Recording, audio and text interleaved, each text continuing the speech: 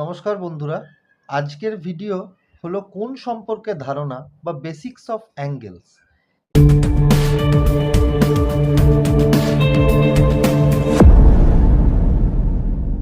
এবার অ্যাঙ্গেলস বলতে ফার্স্টেই আমি যদি কিছু জিনিস আপনাদেরকে দেখাই,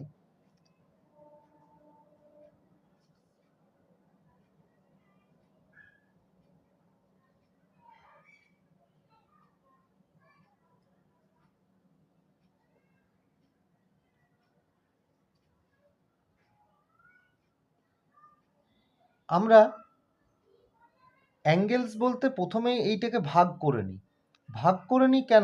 কেন কি এখান থেকে অ্যাঙ্গেলটা শুরু হয় এই দিক থেকে, এবার এখানে গিয়ে হলো 90 ডিগ্রি এবং একদম সোজা বা সরল রেখায় থাকলে সেটাকে বলা হয় 180 ডিগ্রি।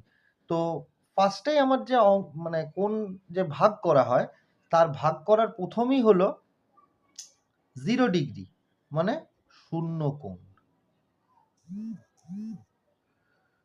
কোণ।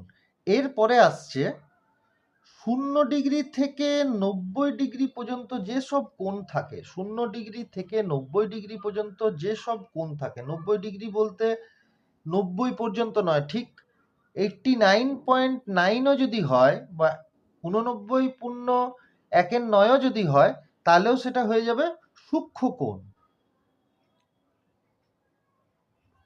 মানে সোজা কথাই হচ্ছে 0 থেকে বেশি কিন্তু 90 থেকে কম, সেটাকে বলা হয় সূক্ষ্ম কোণ। এরপর আসছে 90 ডিগ্রিকে বলা হয় সমকোণ। শুধুমাত্র 90 ডিগ্রিকেই, মানে 0 থেকে 90 এর মাঝে থাকলে সেটাকে বলা হয় সূক্ষ্ম কোণ, এবং পুরোপুরি এরকম লম্বভাবে থাকলে সেটাকে বলা হয় সমকোণ। এরপর আসছে 90 ডিগ্রি থেকে 180 ডিগ্রি পর্যন্ত যেসব কোণ থাকে, মানে 90 থেকে বেশি এবং 180 থেকে কম, সেই সব কোণগুলোকে বলা হয় স্থূল কোণ।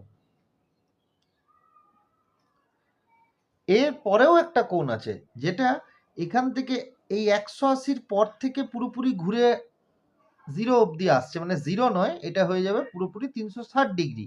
কেন কি 0 থেকে 180, আবার 180 থেকে 180, মানে 360। তো এই 180 থেকে 360 এর মধ্যে যেসব কোণ থাকে, 180 ডিগ্রি থেকে 180 ডিগ্রির বেশি এবং 360 ডিগ্রির কম, এই কোণগুলোকে বলা হয় প্রবৃদ্ধ কোণ।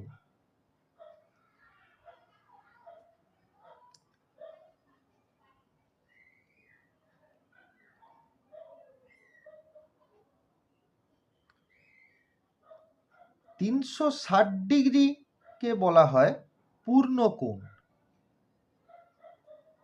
360 ডিগ্রি কার হয়? 360 ডিগ্রি কার হবে? একটি বৃত্তের